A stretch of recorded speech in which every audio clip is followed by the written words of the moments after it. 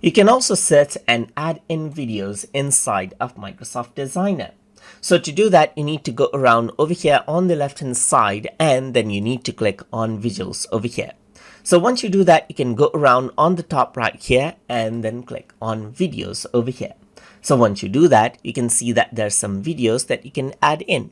So there's some background videos, as you can see. So simply click and the video is added in, as you can see.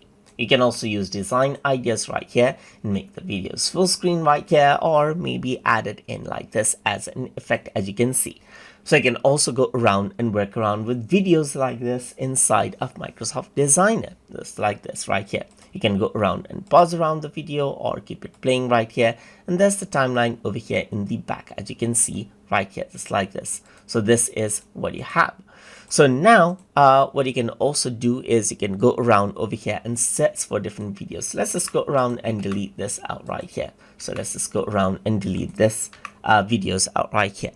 So over here, what I can do is I can go around and search for different videos. So let's say, for example, I'm going to go around and say tree right here. So once you do that, tree related videos actually pop up over here, as you can see. And as I click on this, what happens is that this is what you have, as you can see right here. So this is the tree right here, just like this.